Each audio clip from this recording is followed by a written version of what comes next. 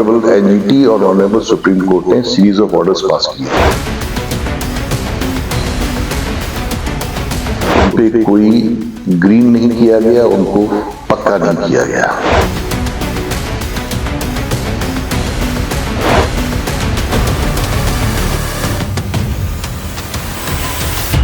लगातार बढ़ते पॉल्यूशन से परेशान भारत सरकार के एक रिटायर्ड अधिकारी को न केवल एनजीटी और सुप्रीम कोर्ट का रुख करने पर मजबूर होना पड़ा, बल्कि अपना 30 साल पुराना आशियाना भी छोड़ना पड़ा। दरअसल विनय कुमार मित्तल गाजियाबाद के कौशाम्बी में अपनी पत्नी के साथ पिछले 30 साल से रह रहे थे। कौशाम्बी में लगातार बढ़ते पॉल्यूशन से परेशान होकर उन्होंने उत्तर प्रदेश सरकार से गुहार लगाई थी कि पॉल्यूशन को कम करने के लिए कदम उठाए जाए, लेकिन सरकार ने कोई गौर नहीं किया। इस पर विनय मित्तल ने एनजीटी और सुप्रीम कोर्ट का रुख किया। विनय कुमार ने एनजीटी और सुप्रीम कोर्ट को बताया कि कौशाम्बी और आनंद विहार 2 बस टर्मिनल है, जहां से लगभग 3,500 बसों का रोजाना संचालन होता है। इसके अलावा कौशाम्बी में सड़कों के दोनों साइड सरकार द्वारा ग्रीनरी का कोई प्रबंध नहीं किया गया है, जिसके कारण धूल उड़ती रहती है। इतना ही नहीं, सड़कों की हालत भी खस्ता है, जिसकी वजह से एक्यूआई 400 से 900 के बीच पहुंच गया है, जो कि जानलेवा बनता जा रहा है। हाँ सर, एक बार अपना इंट्रोडक्शन दीजिए। मेरा नाम विनय कुमार मित्तल है। मैं भारत सरकार का एक रिटायर्ड अधिकारी हूँ और कौशाम्बी में मैं पिछले 30 साल से रह रहा हूँ। कौशाम्बी गाजियाबाद? कौशाम्बी गाजियाबाद में जी। और कौशाम्बी में बढ़ते हुए प्रदूषण को लेकर के मैंने series of petitions national green tribunal और सुप्रीम कोर्ट में फाइल की थी और उस पे ऑनरेबल एनजीटी और ऑनरेबल सुप्रीम कोर्ट ने सीरीज ऑफ ऑर्डर्स पास किए थे, जो काफी डिटेल स्टडी की गई थी कौशाम्बी के में प्रदूषण को लेकर के, जो आनंद विहार से 50 मीटर की दूरी पर है। आनंद विहार बस अड्डे से और कौशाम्बी बस अड्डे से 50 मीटर की दूरी पर है। जो मेजर कारण कौशाम्बी में या आनंद विहार पे जो प्रदूषण के देखे गए थे, वो थे कि 3,500 बसेस का ऑपरेशन आनंद विहार और कौशाम्बी बस टर्मिनस से। दूसरा, सड़कों से उड़ती हुई धूल, क्योंकि सड़कों के बराबर में जो शोल्डर्स हैं रोड्स के, उन पे कोई ग्रीन नहीं किया गया, उनको पक्का नहीं किया गया। एनजीटी और सुप्रीम कोर्ट ने उनके द्वारा दायर याचिका पर सुनवाई करते हुए उत्तर प्रदेश सरकार को पॉल्यूशन कम करने के लिए जरूरी कदम उठाने के निर्देश दिए। वहीं एनजीटी ने दिल्ली और उत्तर प्रदेश सरकार पर 5 लाख रुपए का जुर्माना लगाया है। विनय कुमार की माने तो कौशाम्बी में पॉल्यूशन के बढ़ते स्तर को देखते हुए उन्होंने गुरुग्राम का रुख किया। हालांकि गुरुग्राम में भी पॉल्यूशन का स्तर कोई खास बेहतर नहीं है, लेकिन कौशाम्बी के मुकाबले गुरुग्राम में पॉल्यूशन काफी कम है और घर में हवा को बेहतर करने के लिए वह एयर प्यूरिफायर भी यूज करते हैं। यही वजह है कि वह पत्नी को साथ लेकर गुरुग्राम में बस गए हैं।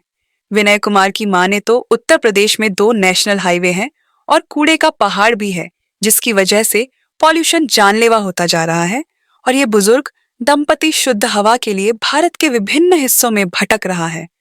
तीसरा था सड़कों के ऊपर गड्ढे, चौथा था ट्रैफिक जैम्स, पांचवा था जो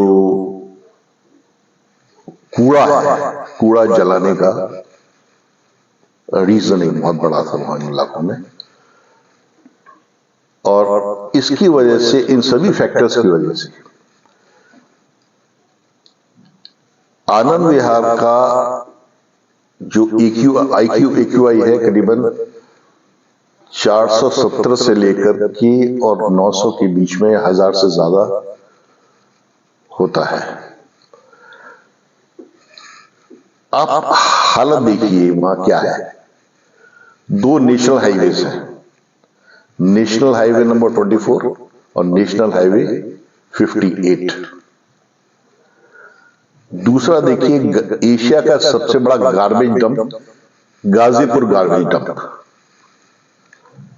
3 बड़े नाले, 2 बड़े बस टर्मिनस।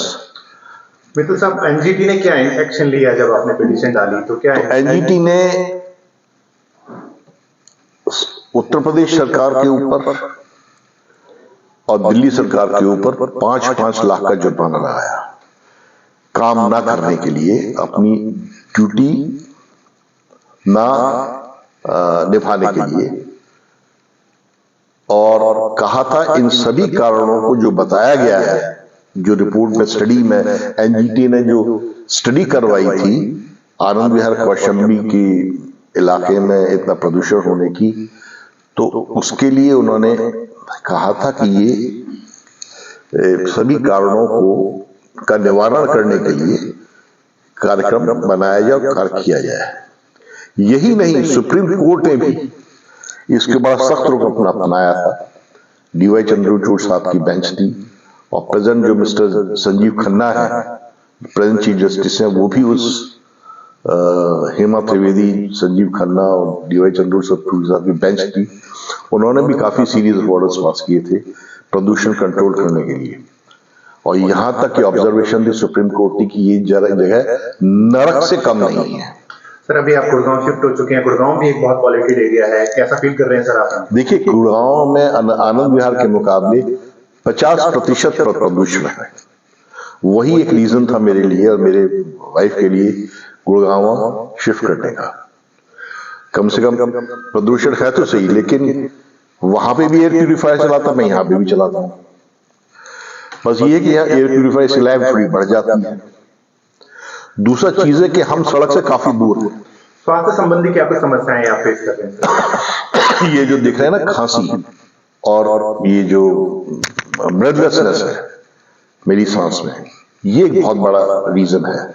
हाफना, चलने में परेशान, चलने में हाफना, सांस लेने में परेशानी और कफ आना, ये एक। और हमारे लिए, कौशाम्बी के लोगों के लिए, वहां के पल्मोनोलॉजिस्ट हैं, उनके पास अस्पताल में जाना एक कांस्टेंट, हर हफ्ते, हर 15 दिन में जाना, एक हमारे लिए एक नेचुरल सी चीज हो गई है और इसका कोई सोल्यूशन नहीं है। पल्मोनोलॉजिस्ट ने साफ तौर पे कह दिया कि ये जब तक प्रदूषण रहेगा आपको ये भुगतना पड़ेगा, या तो आप चले जाइए। तो क्या परमानेंट स्टे करेंगे गुड़गांव में या आप? नहीं, ऐसा है कि देखिए, ऐसा है, फिलहाल तो मैं करीबन पिछले 4-5 महीने से लगातार कौशाम्बी से किसी न किसी बहाने बाहर रहा हूं।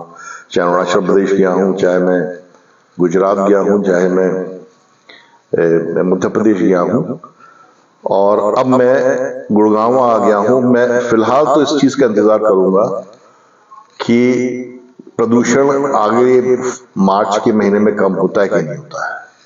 अगर कम होता है तो वापस जाएंगे, और लगता है कि बढ़ ही रहा है तो हमारे पास कोई चारा नहीं रहेगा।